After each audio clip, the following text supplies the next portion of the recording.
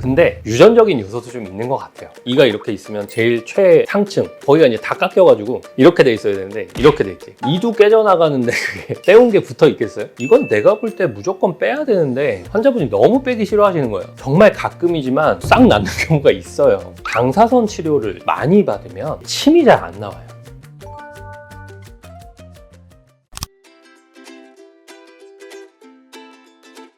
이게 되게 어려운 문제인데 가끔 93, 4 이런 분들이 오시는데 이가 막 24개 가까이 다 살아있는 분도 계세요. 정말 건강한 분도 계시거든요. 물론 마모는 좀 많이 돼 있어요. 근데 다 살아있고 굉장히 상태가 좋은 경우도 봐요. 그러니까 사실 이게 자연스러운 노화로 무조건 이는 빠진다 이렇게 볼 수는 없는 거죠. 그래서 뭐 자연스러운 건 아니고 다만 이제 우리가 지켜야 할 것, 정기적인 치과 검진 이런 걸 좀 등한시하고 소홀히 하면 노화 작용이 매우 빨리 올 수 있다. 치아를 지키려면 중요한 것은 정기 검진입니다. 뭔가 문제가 생기기 전에 미리미리 막아줘야 큰 일이 생기기 전에 막을 수 있는 것이죠. 그래서 1년에 최소한 한 번 정도는 치과를 꼭 가셔서 검진을 받으시면 큰 무리 없이 이를 지킬 수 있을 거예요. 근데 유전적인 요소도 좀 있는 것 같아요. 아무리 정말 깨끗하고 치석 하나도 없고 그런 분들이 한 60대, 70대 넘어오면서 이가 흔들리면서 치주염이 생기는 경우도 보거든요. 유전적인 요소 어쩔 수 없는 경우도 있는 것 같지만 그건 좀 일부의 문제고 대다수의 경우가 검진 열심히 하시고 관리 열심히 하시면 지킬 수 있습니다.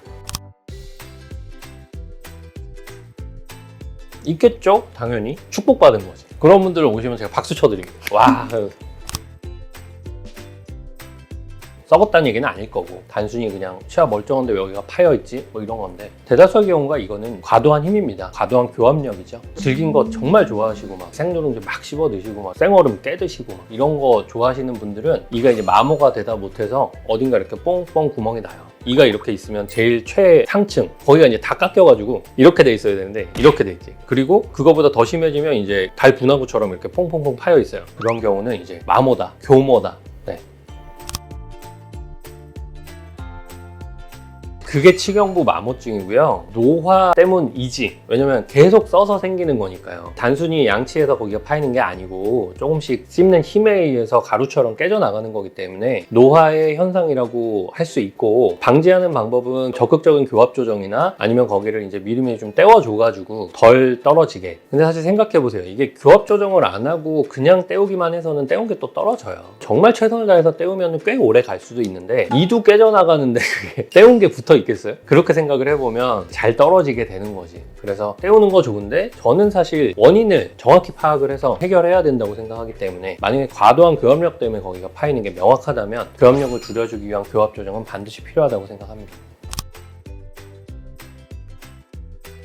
흔들리면 무조건 빼야 되냐 이런 거네요. 그죠? 이가 흔들리는 거는 돌아올 수 있느냐를 봐야 되는데 지금 흔들리는 원인을 정확히 판단을 하고 이 원인을 제거했을 때 자연 치유가 돼서 다시 흔들림이 잡힐 수 있을까? 이런 거를 적절하게 고민을 해봐야 돼요. 정말 재밌는 것은 이런 분들 계세요. 이건 내가 볼 때 무조건 빼야 되는데 환자분이 너무 빼기 싫어하시는 거예요. 어떻게든 살려주세요. 어떻게든 붙어있게 해주세요 라고 하는 거죠. 환자분이 이렇게까지 원하시면 나도 할 수 있는 걸 해봐야 되지 않나. 그래서 해보면 정말 가끔이지만 싹 낫는 경우 가 있어요. 이건 정말 기적이다 이렇게 생각할 정도로 그분은 지금 10년 넘게 쓰고 계시고 지금도 오시거든요. 저도 좀 당황스럽죠. 그런 경우 있었을 때 그러면 다른 이도 안 빼도 되는 거 아니야? 근데 그렇지는 않아요. 그건 되게 드문 경우고 흔들림이 시작이 돼서 자연적으로 돌아올 수 있는 것도 있습니다. 만성적이지 않고 급성으로 왔을 때 에큐트라고 표현하는데 급성으로 뭔가 왔을 때는 그 원인을 제거해주면 다시 돌아갈 가능성이 있어요. 그리고 젊어야 돼요. 젊은 사람 치유력이 워낙 좋기 때문에 그 조건이 만족한다면 흔들리지만 적절한 치료를 통해서 다시 안 흔들리게 만들 방법은 있습니다. 그러니까 무조건 빼는 건 아니겠죠. 근데 그렇지 않은 경우, 즉 굉장히 만성화된 거고 뼈가 다 녹아있고 고름 나오고 이러는데 사실 아무리 치료해봐야 이게 안 흔들리게 되긴 힘들어요. 그러니까 그 시기가 있는 거지. 적절한 시기 이전에는 살릴 수 있고요. 적절한 시기 이후에는 못 살립니다. 그러니까 살리려면 어떻게 하겠어요? 치과를 가셔야 됩니다.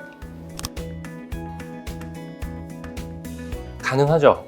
자, 혈압 같은 경우는 고혈압 얼마나 많아요. 근데 전부 약 먹고 계시지 않아요? 고혈압인데 약 안 먹는 사람 드물잖아요. 약을 먹는다는 건 혈압이 관리가 되고 있다는 얘기죠. 그러면 하셔도 됩니다. 특별히 고혈압이라고 뭐 주의사항이 있긴 한데 웬만하면 뭐 낮에 11시 이쯤이 제일 적정 시간, 안정적인 상태에서 뭐 하라 뭐 그런 건 있는데, 그것보다는 수술 시간 짧게 가지고 환자분의 마음을 이렇게 잘 가라앉혀 드리고 안심시켜 드리고 이런 케어가 좀 오히려 중요한 거지, 혈압 자체가 문제되는 경우는 잘 없는 것 같아요. 근데 이제 당은 좀 다른 문제인데, 혈당이 너무 높으면 치유력이 굉장히 떨어지거든요. 임플란트가 뼈랑 붙는 거나 아니면은 잇몸이 치우거나 이런 게 되게 더딜 수 있어요. 너무나 높은 당 때문에 문제가 생길 수는 있는데, 혈당에서 중요한 것은 관리가 되는 수치면 괜찮습니다. 무슨 얘기냐면 너무 널뛰기를 하고 약도 안 먹고 주사도 안 맞고 이런 분은 사실 쉽지 않을 수도 있어요. 근데 저는 애초에 그런 분이면은 임플란트 안 하니까 문제가 생긴 경우는 지금까지 없었거든요. 당 수치 막 250 이런 분들 300 막까지 가는 분들도 임플란트 해봤는데 다 잘 쓰고 계세요. 물론 제가 무절개 수술로 해서 그럴 수는 있습니다만 큰 무리는 없었어요. 근데 중요한 것은 혈당이 관리가 돼야 된다. 수치가 중요하다기보다는 일정 수치로 계속 평생 이렇게 약을 드시고 관리가 되는 이런 상황이면 괜찮습니다.